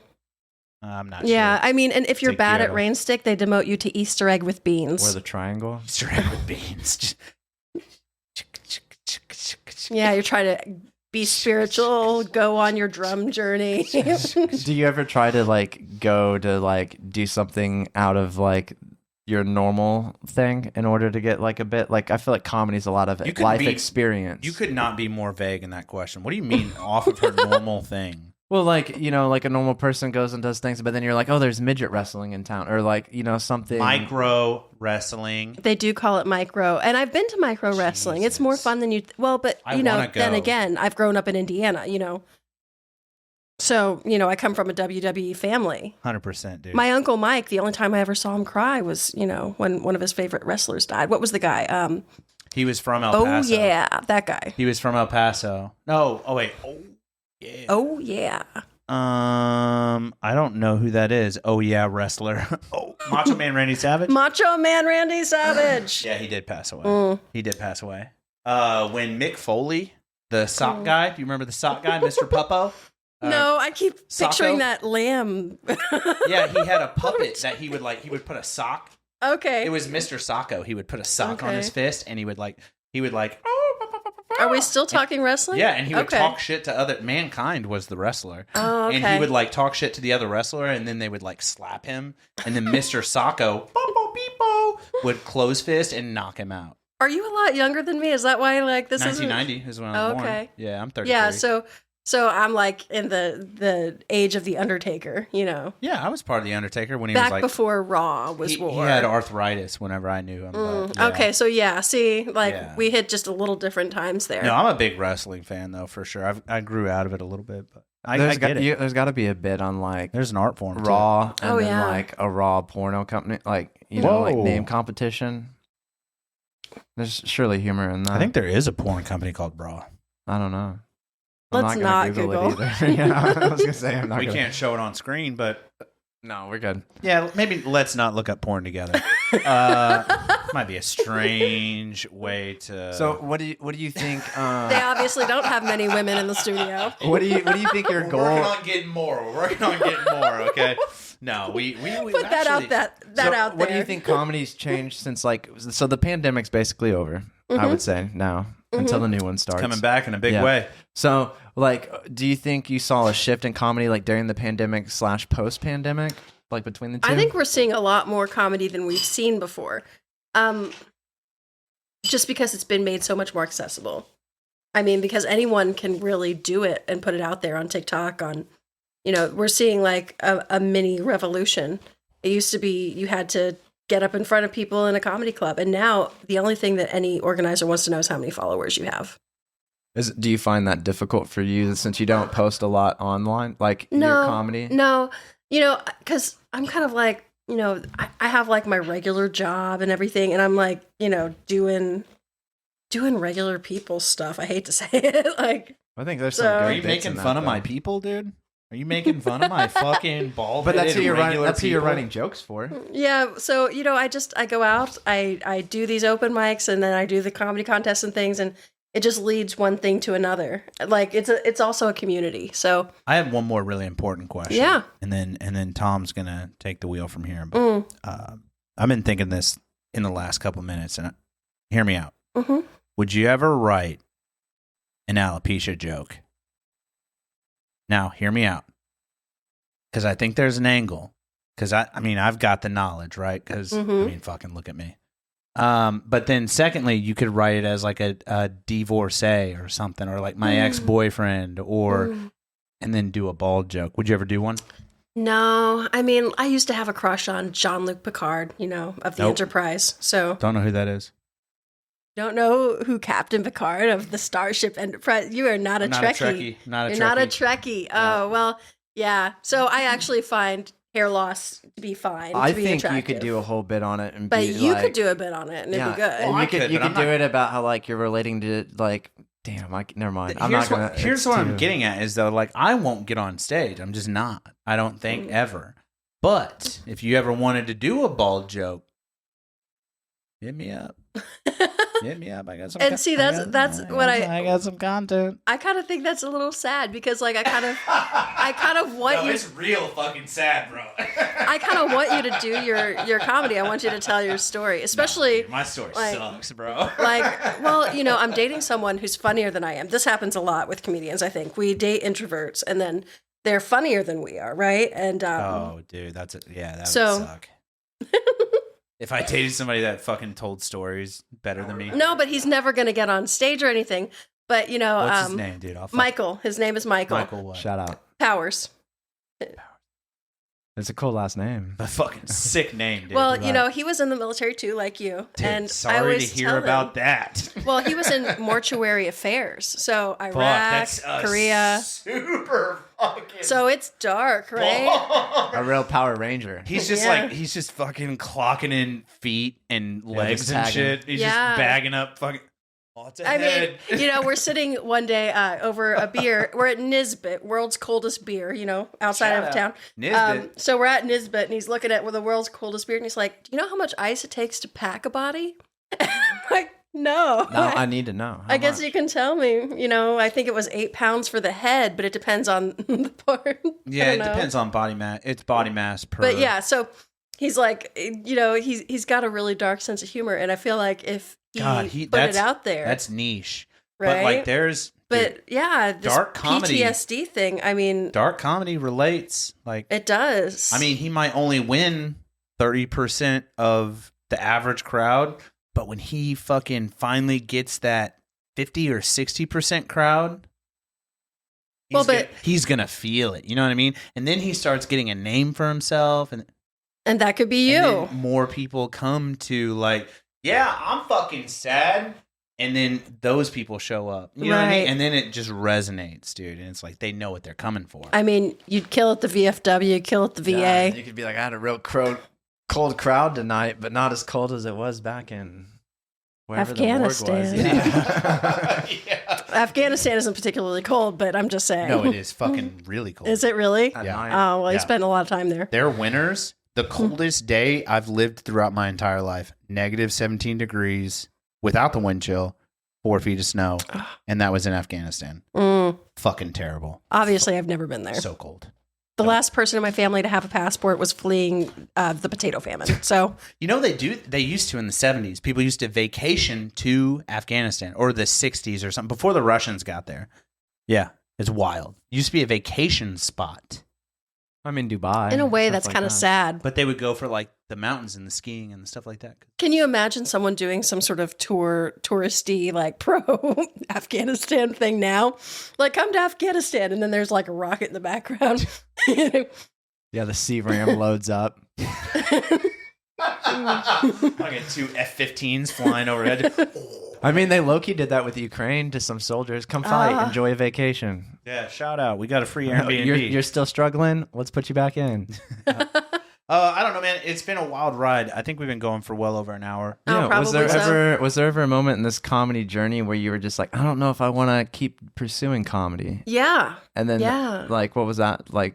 All the time. Like, what was that moment? I'll ask the question better because Tom sucks dicks. What was that moment? And more importantly than the moment, what was it that got you, or who was it, or what was it that got you through that moment?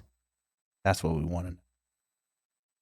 I mean, you know, every time you bomb, you wonder if you're doing the right thing, right? Yeah. So you're up there. There's no laughing. There's no, and like it's almost worse in the sense that someone is out there thinking, well, who does that person think they are? But I remember I was running this open mic, okay? And it's still going, by the way. Right? Yeah, I host an open mic in Vincennes. It's every third Thursday. So come out in February, right? So it's November, right? And we've got like 2 comics that show up. So it's me and 2 guys, and that's it. And I'm like, okay, maybe this open mic doesn't need to happen anymore. And, you know, I tell the bar owner, like, you know, he's selling a lot of beer. We've got like, 30, 40 people there to see 3 comics that they don't know. That's a good crowd. Well, do you try, like, if something like that happens, do you try to switch it up to where you're like, all right, we're going to do 3 people, but we're going to do only crowd work, or we're going to do that bucket game where people pull out words or anything like that? Like, you should run an open mic. No, I didn't think of that. No, I had invited all my friends, and it was a long way for them to drive. They're all Evansville comedians. And so it's November. I'm telling them, you know, let's end this open mic in December. We'll be done with it. It was great. We had a 6-month run, and it'll be great. So December rolls around, and I've told the comedians that this is it, right? Yeah. So they show up, and they've told everyone this is it. So, you know, come out and whatever. And so I go, and then like, this is so wild. There's so many people here. And then the other 2 go, and then suddenly, like, I'm looking around. Someone else is like, I want to tell a joke. I want to tell it. 10 people got up that night and did comedy, and 8 of them had never done it before. That's awesome. They were first timers. And I thought, well, these people really want to tell their stories. When they heard that they weren't going to have the chance.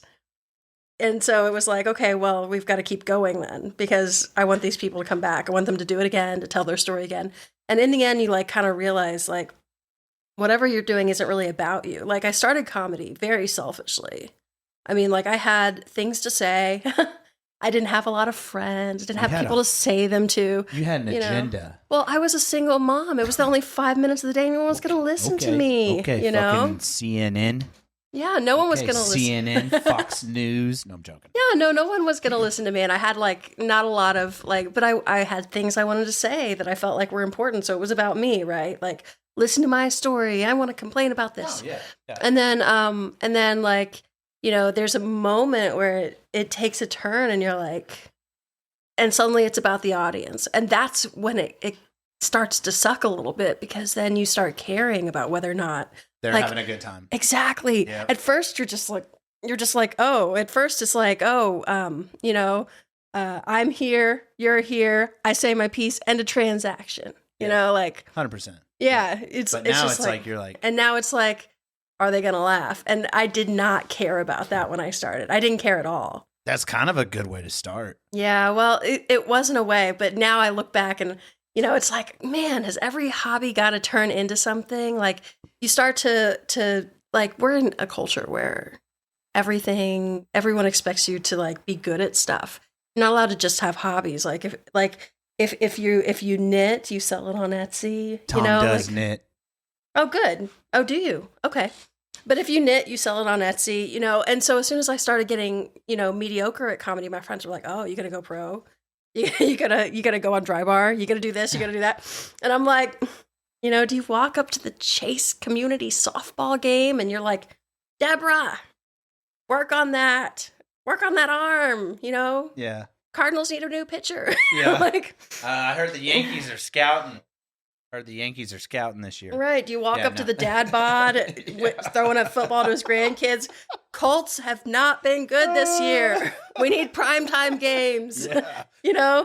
God. Get to working on that. So, it takes a turn where then there's a pressure to be good, and that kind of sucks. So you think the hardest time was like when times where it didn't look that good, like audience wise, and then you just were like, man, there's not really like a need or want for this in the area, and then people come up and then surprise people started coming up. Yeah. And I've always noticed, since I've started this, I've always noticed that it's right after you would have given up, that things start coasting. So coasting might not be the best word, but gaining speed, but I know coming downhill. Yeah, I know what you're saying. And that's where that saying comes from. And I'm sure in literature you're familiar. Dawn is, what is it? Dawn is darkest before dish dawn. Soap. Yeah, it's something. Dawn dish soap sucks dicks. No, that's not it. It's true though. Dawn does suck dicks. But it is. What is the saying? It's the darkest. It's the darkest before the night. The darkest before the dawn. Yeah, I think it's the darkest before the dawn. Mm-hmm. And then, if you can just weather that storm, mm-hmm. If you can just sit by yourself and just be fucking upset for a second, and then wake up tomorrow, that's, it's either going to get worse and you're not at the darkest point yet. Yeah, sometimes you don't know if you hit rock bottom. Yeah. You're like, could this get worse? And then it's like, yeah, you're like, oh, yeah. You're going to bed and you're like, yeah, this is the darkest before the dawn. Tomorrow's the dawn. And you go to bed and you wake up and your wife wakes up with you and she's like, I'm leaving you. And or you don't wake up. Fuck. Well, I hope that never happens to you. No, I'm joking. But I'm just saying, if you can, when you think it's the most futile, when you're at your weakest moment and it's the darkest, it's like, you're right there. Just fucking hang in there. Yeah. Keep your drive. Keep your fucking attitude, dude. Mm-hmm. I think that's important, man. You got any advice for comedians out, people that want to get into comedy, such as Brian and myself that haven't done any stage Don't time? include me in your fucking shenanigans. Well, we're including you. You're a part of the show. Mm-hmm. Do you really want to do it? Yeah, I would like to. Eventually. Okay. Then just do it. Literally. Nike. Tell yourself that you're going to be bad. Tell yourself you're going to be bad at it. Make peace with that. Make peace with sucking. We're at a point in our culture. No one wants to suck anymore. Sucking is an art. Yeah, swallowing is an art. Hashtag Fairs Avenue. Check them out every Thursday night. Just joking. But just make peace with it. Be okay with being an amateur for a while. I don't like doing things that I know I'm not good at. See? And that's a problem. But that's why I would like to do it, like you said, in front of a mirror and record it and and then put it on TikTok. And I normally just come up with bits and then I try to incorporate them in the show. And then, that's fun. Do it a little bit from there. But we get a ton of so much stuff that you could write material from just from interviewing. Listen, right now, and I mean this with all the Christianity in my heart. Uh-oh. How much is there? If I fucking set up my iPhone and tell a fucking stand-up joke in fashion and animated in a mirror and fucking record that shit to watch later, I probably myself that night. We were already talking about doing that like 2 days ago on the phone. It's so fucking depressing, dude. It's so depressing to me. But I get where it comes. You have to get the mannerisms and stuff. But like, god damn, that's just like, oh fuck, it's a bummer to me. It's a bummer. So to me. like English language, real fast. Sorry, he mentioned mammarism, which made me think of was that mammogram or what boob exam? Yeah, what's that called? A mammogram. It is a mammogram. Yeah, so Good for you. Where's the English roots of that come in? I think mam from mammal, isn't that right? And then Mammalia. because remember, mammals are defined by having milk-giving breasts. Yeah. Right. Well, so, and mammogram. a spine. And then what was the word you said? And hair. Well, Mammals have hair. Am I losing the mammal battle? Because I'm you're bald? slowly going iguana. Absolutely. I am. And what was the other word? I am actually amphibious. What was the word you used? I don't know. Mammogram and mamma something. Mammogram sounds like, a telegram that you send with your boobs. Yeah. I think that this should be a Like thing. a fax, like Right. a It's like a postcard with tits on the front, and then on the back it's like, one day you're going to be a great father. What the fuck does it? And then you just put the tits on your fucking fridge, and you're like, yeah, those are nice. Nah, don't take it down. We don't care what's on the back. Or like someone's giving you a message like happy birthday, but it's like all like right, this. like that where they send the candygrams Right. or Dude, she's whatever. got tassels on. They're just like swirling. Dude, the 50s, they were doing it right in the 50s, man. Elvis, dude, Sinatra with the booby tassels. All right. Okay, I did not know that Sinatra ever had booby tassels. No, but they were a part of that culture that when like the girls would go on stage and they wouldn't show their entire body, but they would just wear like Burlesque. Yeah, burlesque, dude. They were doing it right. You can see it, but you can't see it. It's like You can't unsee it either. yeah. And also, not a shout out to Frank Sinatra. He used to hit women, so I'm not on board with that. But they were in the right era, I think. Yeah, it was a cool time to be alive. I'm just picturing I Love Lucy. God, I had a crush on Lucy. Nah. Yeah, big time Lucy fan. Okay, so we've been through this is a wild ride, man. And we haven't quite finished that bottle, but I have a feeling that Tom might before we leave tonight. But that being said, last couple minutes here we like to give to you for shout outs and or upcoming dates that you have that you want people to come to or know about or say that they're going to come to and then they flake out because they're a shitty friend or whatever. You know what I mean? Like that kind of thing. It's like the last couple minutes is all you, and Tom's going to cue up the outro music, and then we're going to call it a night here. So All right. Let's see. I guess shout out to, I don't know, like, who got you here? Who's getting you where you're going? You know what I mean? well, shout out to Dustin. I guess he knows you guys. Madison, yeah, dude. Yeah. Dude's a stud. Yeah. Yeah, he's a big guy, little voice. Love that guy. Love Yeah. that guy. He's a good dude. Funny. Funny Let's guy, see. And to Andy and his wife. I love them both. Fuck. I've not Honestly, met his wife. kind of a better fan of his wife. Yeah. I can see that. Andy's really funny, but his wife just has something.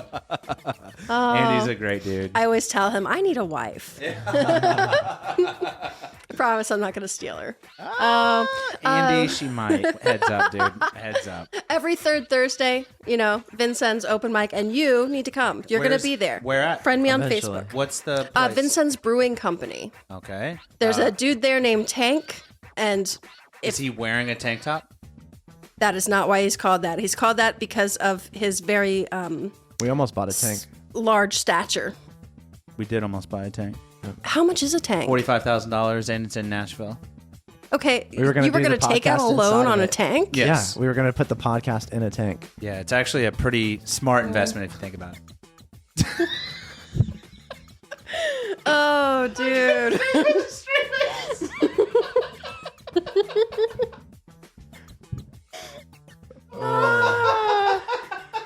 Pretty smart investment if you think about it. I like the idea of it.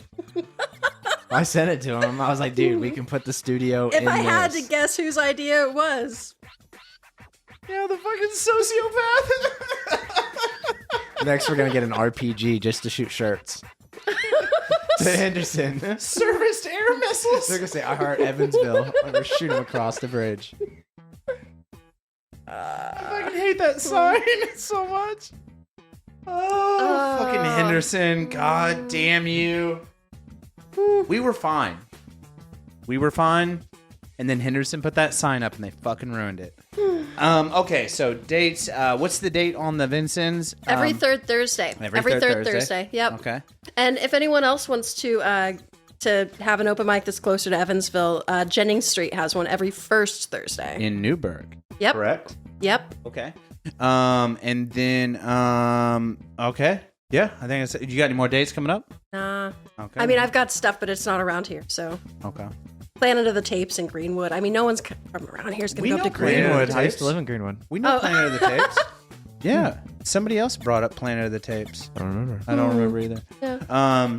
But yeah, man, it's been a really great hour, 20, 30, 40, whatever it's been. Janice, I cannot thank you enough. You could have done anything else for 2 hours, but you came into the Days Grimm and you talked to Tom and myself.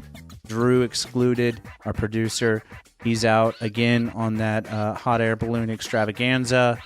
Did you warn him? I mean, did he see the news story? We confiscated his game before he left. Yeah, he's not allowed to have this work.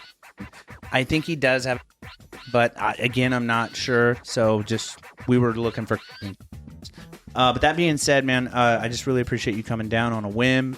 Kind of shotgun set too. We kind of grabbed you very short notice, so thank you so much. Greatly enjoyed your presence. And Tom, I still fucking hate you.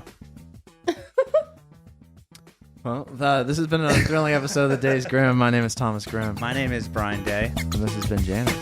Thank you, Janice.